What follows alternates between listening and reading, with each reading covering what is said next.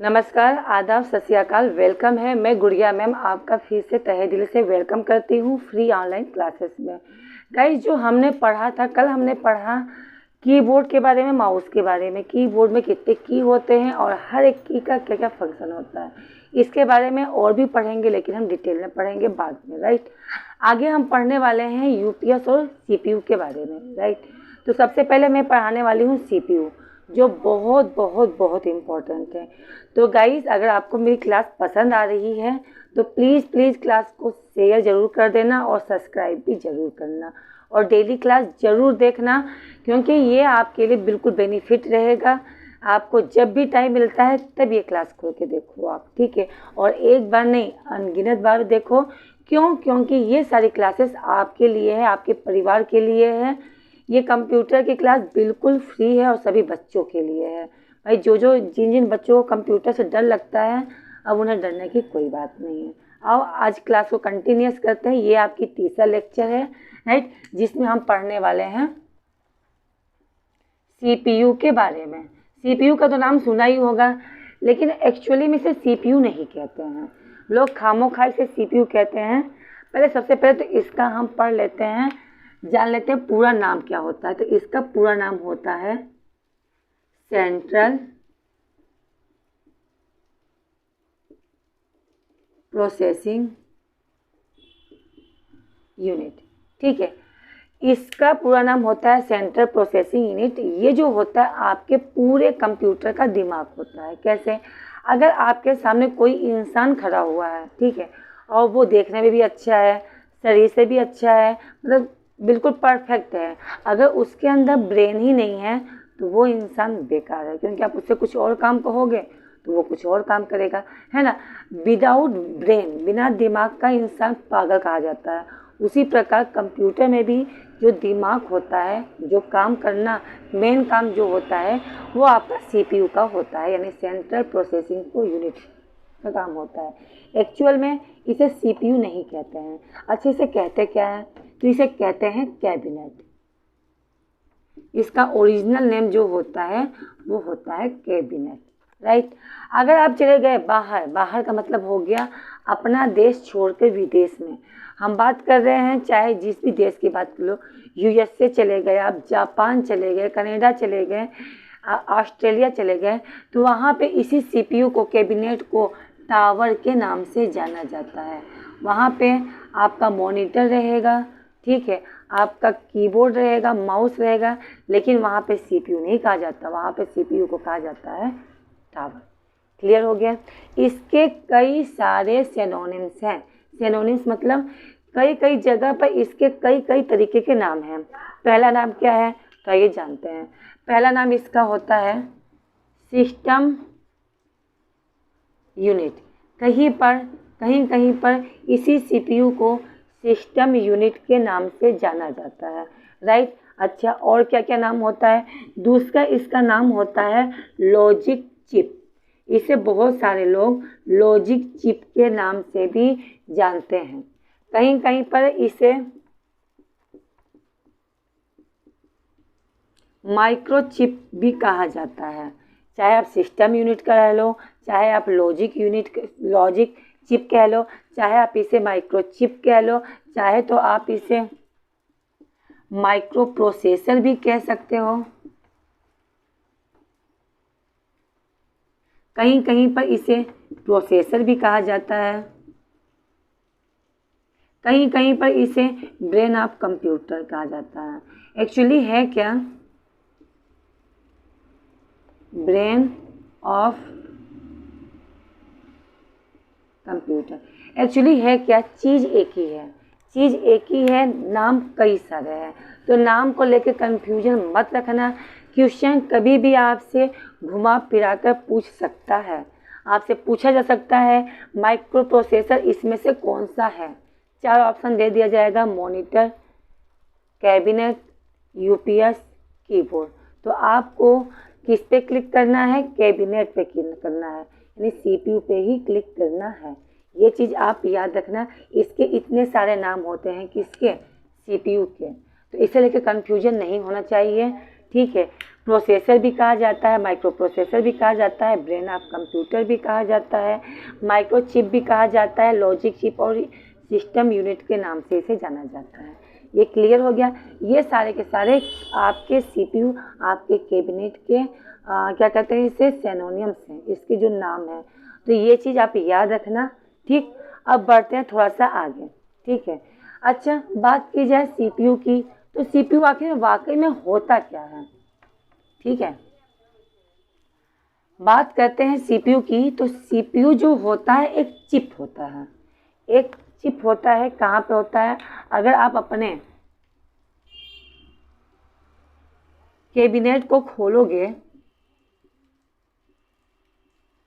ठीक है, इसका पेज वेज जब आप खोलोगे तो इसमें एक ग्रीन कलर की प्लेट दिखाई देगी।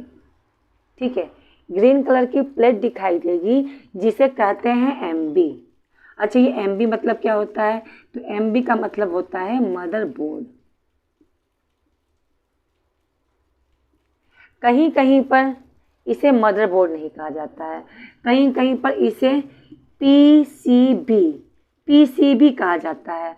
अब आप कहोगे ये पीसीबी क्या होता है, तो पीसीबी का पूरा नाम जो होता है वो होता है प्रिंटेड सर्किट बोर्ड। ठीक है, यानी प्रिंटेड सर्किट बोर्ड के नाम से भी इसे जाना जाता है। ठीक है, ये देखने में कैसा होता है, बिल्कुल ग्रीन कलर का होता है, और इसी ग्रीन कलर की प्लेट पे बीचों बीच इंटेल की कंपनी का एक चिप लगा होता है इस टाइप से। कभी खोल के देखना, नहीं खोलने आएगा तो इसका मतलब आप अपने क्या कहते हैं कैबिनेट को तोड़ फोड़ मत देना, नहीं आता ज़बरदस्ती नहीं है, मगर बाई चांस कभी खुलता है तो देखना, बीचों बीच एक आपकी चिप मिलेगी, और ये जो चिप रहता है ये इंटेल की कंपनी का होता है। ठीक है, क्या होता है, इंटेल की कंपनी होता है, और इस चिप में लगी होती है आईसी। आईसी का पूरा नाम होता है इंटीग्रेटेड सर्किट,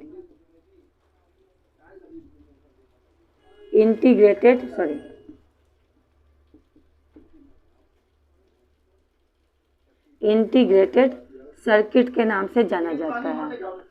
ठीक है, आईसी होती है जिसे क्या कहते हैं, इंटीग्रेटेड सर्किट के नाम से जाना जाता है। अच्छा, ये जो आपकी आईसी की जो चिप होती है ये कब बना, तो मैं आपको बताना चाहती हूँ, ये जो बना था ये 1958 में बना था।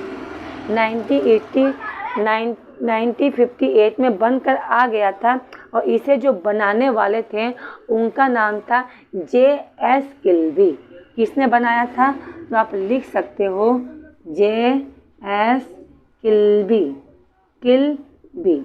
ठीक है, और इनके एक दोस्त थे जिन्होंने इसमें इनका साथ दिया, जिसका नाम है रॉबर्ट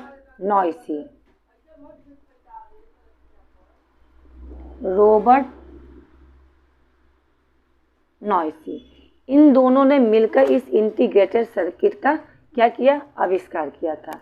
ठीक है, ये क्या होता है, इंटेल की कंपनी का होता है, और ये जो बना होता है आपका आईसी चिप जो होता है ये बना होता है सिलिकॉन की धातु का। जैसे बहुत सारे धातु होते हैं, एल्युमिनियम के होते हैं, लकड़ी एक धातु है, आपका गोल्ड एक है, ठीक है, सिल्वर है, उसी प्रकार से आपका सिलिकॉन की भी एक धातु होती है। तो ये जो इंटीग्रेटेड सर्किट है, यानी ये जो चिप बना होता है ये सिलिकॉन की धातु का ही बना होता है। और आप देखोगे तो इसी मदरबोर्ड के साइड में ही आपका रैम भी लगा होता है, आपका रोम भी लगा होता है। राइट, रैम और रोम के बारे में अलग से क्लास लूँगी, जिसके बारे में आपको बिल्कुल डिटेल से बताऊँगी। बहुत सारे बच्चों को कन्फ्यूजन है रैम और रोम को लेकर, तो मैं आपको इस तरीके से समझाऊँगी कि ज़िंदगी में कभी भी आप रैम और रोम को लेकर कभी कन्फ्यूज नहीं होंगे। ठीक है, रैम जब भी कभी मोबाइल ख़रीदा जाता है, या जब भी कभी लैपटॉप या पीसी जब भी हम कुछ ख़रीदते हैं, तो इसमें हम सबसे पहले देखते हैं रैम को। क्यों, क्योंकि जितना अच्छा आपका रैम रहेगा उतनी अच्छी आपके कंप्यूटर की कैपेसिटी रहेगी। तो ये पूरी जो कंप्यूटर में काम होता है वो रैम का ही होता है। ठीक है, एनीवे लीव दिस मैटर, क्योंकि हम बात कर रहे हैं सीपीयू की, तो पहले सीपीयू के बारे में बात कर लेते हैं। रैम रोम के बारे में तो भी हम पढ़ेंगे, ठीक है, और बहुत ही डिटेल के साथ पढ़ेंगे। अच्छा, ये तो इतना समझ में आ गया होगा, ये सीपीयू जिसका नाम सेंट्रल प्रोसेसिंग यूनिट है। इसे कैबिनेट कहा जाता है, और बात की जाए बाहर में तो इसे टावर के नाम से जाना जाता है। इसके कई सारे सिनोनिम्स हैं, यानी चीज़ एक ही है, नाम कई सारे हैं।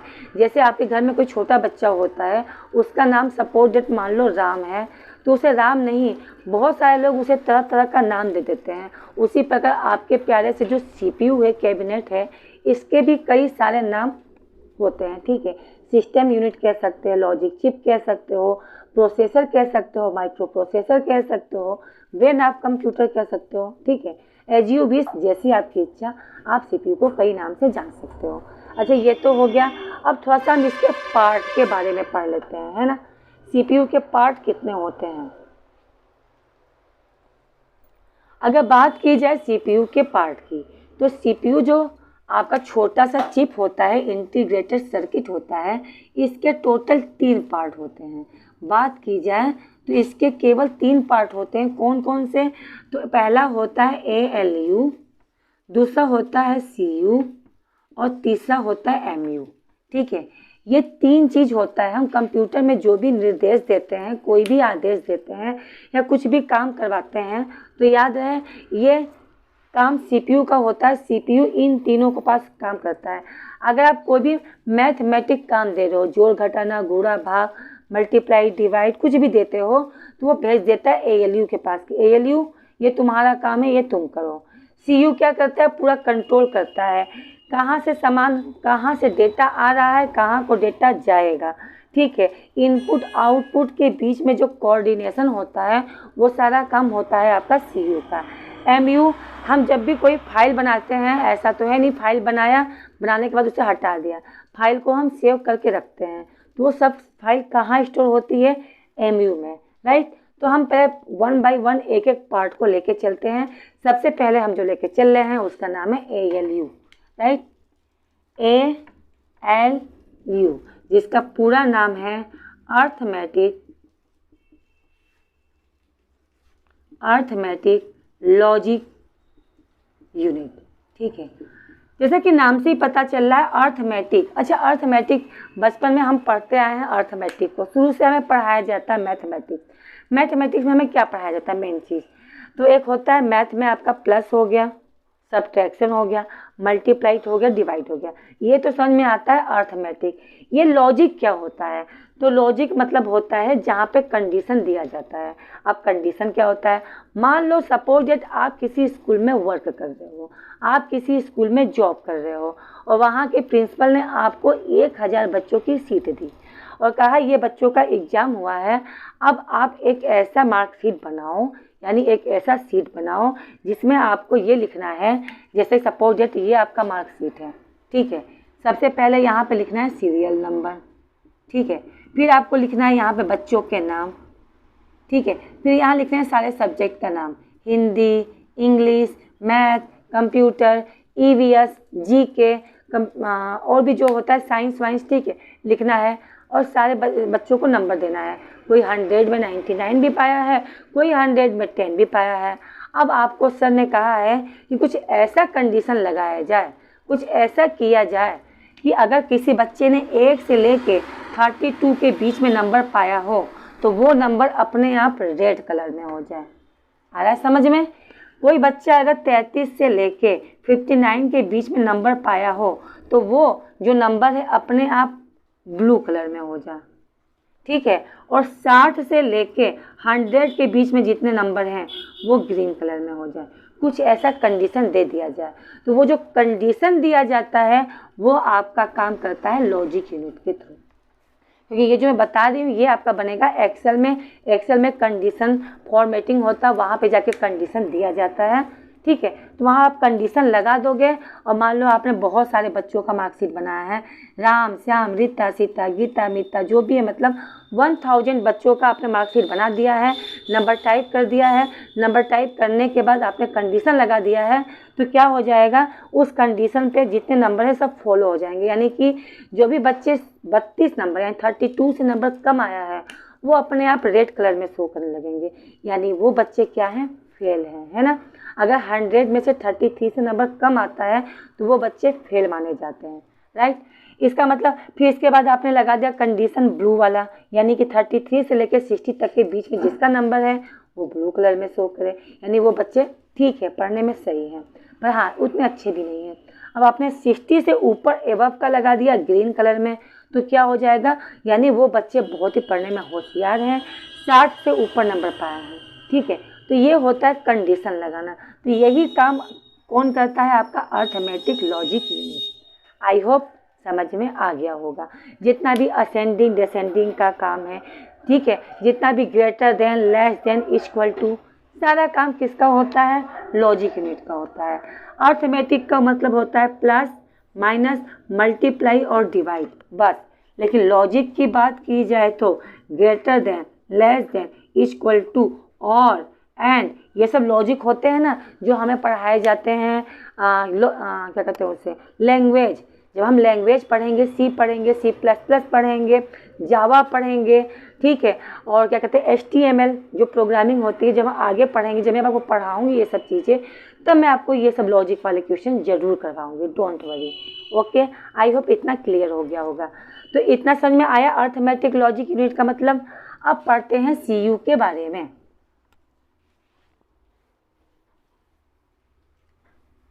अब हम पढ़ने वाले हैं किसके बारे में, CU के बारे में। अच्छा, CU का मतलब क्या होता है, तो CU का मतलब होता है कंट्रोल यूनिट। कंट्रोल करना क्या होता है भाई, देखो, कंट्रोल मतलब होता है आपके घर में भी आपको कोई कंट्रोल करने वाला होता है ना। हमारे घर में भी एक मुखिया होता है।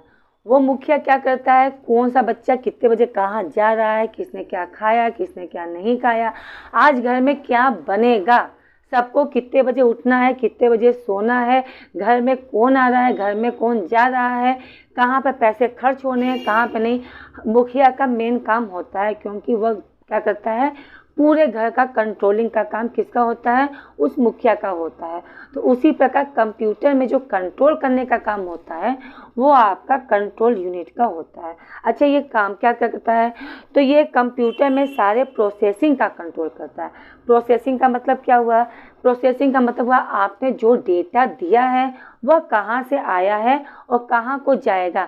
मतलब आपने अगर कहा है कि प्रिंट आउट निकालना है तो वो बताएगा अच्छा ये प्रिंट आउट का काम है, तो ये इसके पास नहीं, ये प्रिंटर के पास जाएगा। यानी ये बीच में बिल्कुल खड़ा रहता है और बताता है, जो भी कोई काम आता है तो ये बताता है कि ये काम किसका है और उसके पास ही भेजने का काम करता है कौन, कंट्रोल यूनिट। एक तरीके से आप कह सकते हो कि जितना भी इनपुट और आउटपुट के बीच में जितना भी कोऑर्डिनेशन का काम होता है वो CU का काम होता है। यानी डेटा का आना, यानी रिसीव करना और भेजने का काम कौन करता है, आपका CU करता है।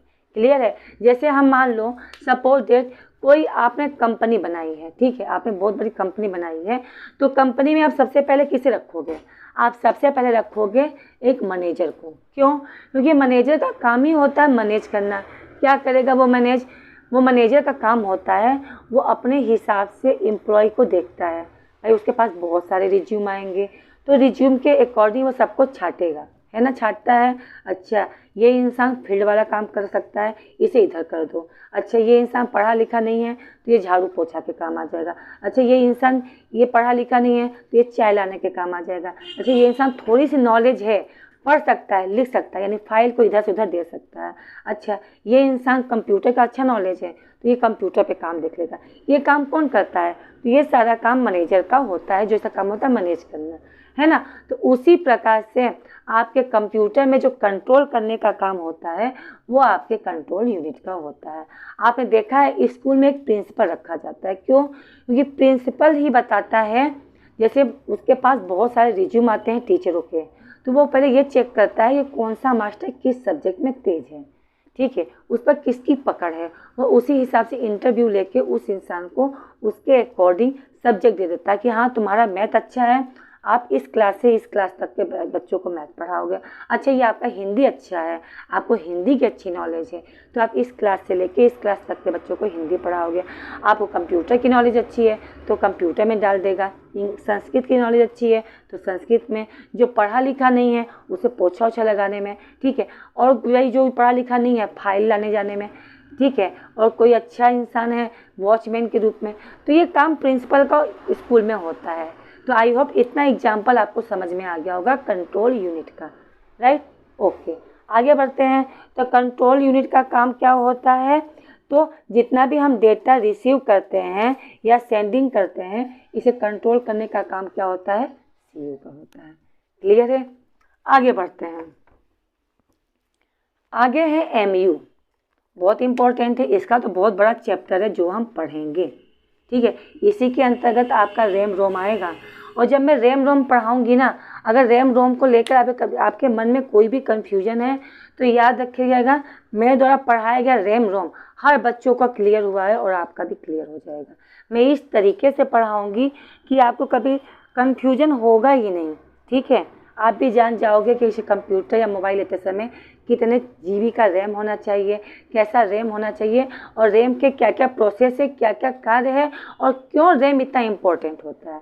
एनीवे, आओ पढ़ते हैं एमयू के बारे में। तो एमयू का जो पूरा नाम होता है वो होता है मेमोरी यूनिट। मेमोरी क्या होता है, अच्छा, हर एक इंसान के अंदर कुछ ना कुछ मेमोरी होती है। भाई हमारे इंसान के, हम भी इंसान हैं, हमारे अंदर भी मेमोरी है, बिल्कुल है। तो क्या हम सब कुछ याद रखते हैं, तो ये गलत होगा कहना, क्योंकि इंसान हर चीज़ याद नहीं कर सकता। आज आप कितने बजे सोकर उठे हो, आपको पता है। आज रात को आप कितने बजे सोओगे, ये आप जानते हो, ठीक है। आपने दिन भर में काम क्या क्या किया, ये याद कर लोगे। अगर यही काम मैं आपसे कल कहूँ कि ये काम आप कल करो, मतलब बताओ कि कल आप कितने बजे उठोगे, तो ये मतलब अगर मैं आपसे 2-3 दिन की बात कहूँ तो आप याद कर लोगे। अगर मैं आपसे बोलूँ कि ये बताओ 1 हफ्ता पहले आप कितने बजे उठे हो और किस कलर का कपड़ा पहन रखा था आपने, और 1 हफ्ता पहले आप कहाँ गए, तो आप बोलोगे इतना मुझे याद नहीं है ना। क्यों? क्योंकि हमारा मेमोरी हर एक चीज़ को याद नहीं रख सकता। भाई जितना याद रखेगा, भाई दिमाग ही तो है, तो ये याद क्या रखता है, तो हमारी जो कुछ अच्छी हैप्पीनेस होती हैं, कुछ अच्छे इवेंट होते हैं, कुछ यादें होती हैं, कुछ बातें होती हैं, वो चीज़ हम याद रखते हैं। और बाकी जो फालतू की चीज़ें यानी रोज़ की दिनचर्या होती है, वो तो हम याद नहीं रखते, है ना। तो वो जो चीज़ें हम याद रखते हैं वो हमारे दिमाग में क्या हो जाता है, फिक्स हो जाता है, यानी परमानेंट हो जाता है। यानी वो सब कहाँ जाता है, मेमोरी में जाके स्टोर हो जाता है। जैसे कुछ चीज़ें, जैसे किसी का बर्थडे हुआ, हम अक्सर बर्थडे नहीं भूलते, है ना। अपना बर्थडे तो कभी नहीं भूलेंगे, हाँ दोस्तों का बर्थडे भूल जाए तो बात अलग है ना। अपने शादी की सालगिरह कभी नहीं भूल सकते, अपने बेटे का, अपने बच्चों का, अपने खास लोगों का बर्थडे हम कभी नहीं भूलते, है ना। तो ये सब चीज़ें होती हैं जो हम याद रखते हैं। कोई खास आपका फेस्टिवल है तो वो याद रहता है कि हाँ अरे मार्च आ रहा है, होली कब है ना। तो ये सब चीज़ें आपको याद रहती है। अरे नवंबर आ रहा है, या क्या नाम है, अक्टूबर आ रहा है, अरे दीपावली आने वाली है, दीपावली कब की है ना। तो ये सब चीज़ें हमें याद होता है। लेकिन बात की जाए डेली की दिनचर्या के बारे में, तो वो चीज़ हमें याद नहीं होता। उसी प्रकार कंप्यूटर में भी मेमोरी 2 प्रकार का होता है, परमानेंट भी होता है और टेम्परेरी भी होता है। टेम्परेरी मतलब जिसका कुछ काम नहीं होता वो इसे स्टोर नहीं करता। अब ये आपके ऊपर डिपेंड करता है कि आप उसे स्टोर करके रखना चाहते हो या नहीं रखना चाहते हो, है ना। अब जैसे हम कैलकुलेटर कहते हैं, कैलकुलेशन में कैलकुलेटर खोलते हैं, कैलकुलेट करते हैं और उसे बंद कर देते हैं। तो क्या कैलकुलेट जो हमने किया है, क्या वो चीज़ कभी स्टोर होता है, तो आप बोलोगे बिल्कुल नहीं, वो चीज़ स्टोर नहीं होगा, क्योंकि हमें कभी से ज़रूरत ही नहीं पड़ती, है ना। भाई जो चीज़ हमने कभी ज़रूरत पड़ी कैलकुलेट करने की, वो हमने कैलकुलेट कर दिया, फिर वो इरेज हो जाता है। क्यों? क्योंकि वो टेम्परेरी होता है। उसी प्रकार आपकी बात की जाए क्या नाम है, कंप्यूटर में मेमोरी यूनिट का, तो जो भी हम फाइल बनाते हैं, जो भी इम्पोर्टेंट फाइल वगैरह होता है, उसे हम क्या करते हैं, सेव करते हैं। तो वो सेव हो जाता है, कहाँ होता है, सेव होके जाता है वो मेमोरी यूनिट में। और याद रखें, इसमें हम जो भी चीज़ सेव करते हैं, चाहे हम सेव कर रहे हैं ऑडियो, चाहे हम सेव कर रहे हैं वीडियो, चाहे हम कोई सेव करें फाइल, चाहे हम कोई टेक्स्ट के रूप में जो भी हम चीज़ें सेव करते हैं, या तो वो MB में लेता है, या तो वो GB में लेता है, या तो वो TB में लेता है, या तो केवल कभी कभी बाइट के रूप में ही लेता है। तो ये होता है स्टोर करने की क्षमता। वो जिस हिसाब से आपके फाइल का क्या कहते हैं, फाइल का भंडारण होगा, जितनी कैपेसिटी उसकी होगी, जितना आपने मैटर भर रखा है, उसी बाइट के हिसाब से ये सेव होता है। तो इतनी चीज़ें समझ में आई या नहीं। हम जो भी चीज़ें स्टोर करते हैं वो कहाँ जाता है, तो वो जाता है MU में, मेमोरी यूनिट में। क्लियर है? आओ आगे बढ़ते हैं। तो ये हुआ आपका CPU के पार्ट, जो हम अभी आगे भी पढ़ेंगे डिटेल में। ठीक है, आ जाओ। अब थोड़ा सा हम बात कर लेते हैं UPS के बारे में। बहुत इंपॉर्टेंट है UPS भी। लोग कहते हैं UPS ज़रूरी नहीं है। नहीं बच्चों, UPS बहुत ज़रूरी है ना। UPS बहुत ही ज़रूरी है। आपके कंप्यूटर का इन्वर्टर जिसे कहते हैं, हमारे घर का इन्वर्टर है। अगर मान लो इन्वर्टर नहीं है, ठीक है, आपके घर में, और आपके घर में मेहमान आ गए, तो मेहमान आ गए तो क्या आप उन्हें अंधेरे में बैठाओगे? क्या आप कैंडल जलाओगे? अच्छे लगता है ना। इन्वर्टर रहेगा तो उस इंसान को पता ही नहीं चलेगा लाइट आ रही है, जा रही है ना। तो उसी प्रकार से कंप्यूटर में भी UPS का बहुत बड़ा योगदान है। UPS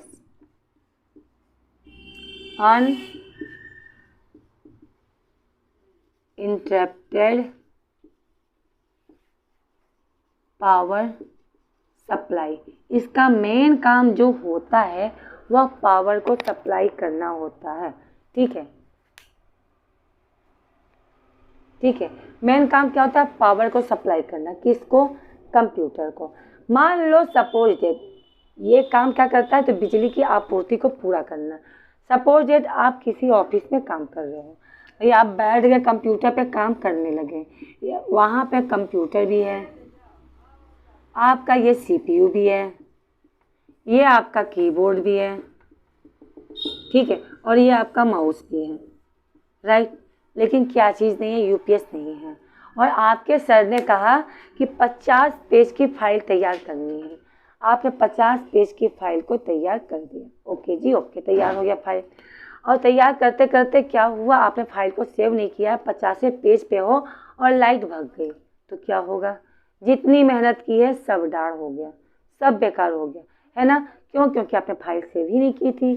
तो ये सब चीज़ों में आपका काम देता है UPS।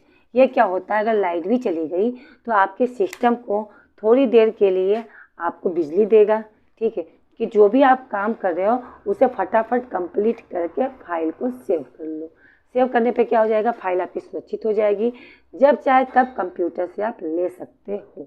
ठीक है, आपको जब भी ज़रूरत पड़े 1 बार 2 बार कंप्यूटर से आप यूज़ कर सकते हो। तो इतना जान लो, UPS का मेन काम केवल पावर सप्लाई यानी कंप्यूटर को बिजली देने का काम जो होता है वो आपका UPS का होता है, और इसका ये बिल्कुल इन्वर्टर की तरह काम करता है। ओके, तो गाइस ये रहा CPU के बारे में और UPS के बारे में। क्लास कैसी लगी कमेंट बॉक्स में ज़रूर बताना। क्लास को शेयर करना। अभी ज़्यादा दिन क्लास चलते नहीं हुए हैं, आपका काम है अपने दोस्तों को, अपने भाइयों को, अपने बहनों को, अपने रिलेटिव को, अपने कॉलेज, अपने दोस्तों को बताइए इस क्लास के बारे में। हमारे चैनल पे पहुंचने का सबसे आसान तरीका है, आपको क्या टाइप करना है? कुछ भी नहीं, आपको जाना है सर्च वाले ऑप्शन में। यूट्यूब में जाओ, सर्च वाले ऑप्शन में लिखो फ्री ऑनलाइन क्लासेस बाई गुड़िया मैम, GUDIY है, गुड़िया केसरी। इतना लिख के आप इंटर मारोगे, आपको सामने मैं दिखाई दूंगी। आपको चैनल को सब्सक्राइब करना है, क्लास को लाइक करना है, क्लास कैसी लगी कमेंट में ज़रूर बताना है, और दोस्तों लोग को बताओ। क्यों? क्योंकि बिल्कुल फ्री है बच्चों। मैं आपके लिए ही क्लास बना रही हूँ। अगर आप नहीं देखोगे, आप नहीं नॉलेज लोगे तो कौन लेगा? क्योंकि जो हमारे देश का जो भविष्य है अब आप ही हो। ठीक है, तो आज के लिए इतना ही। मिलते हैं नेक्स्ट क्लास में। Okay, bye bye.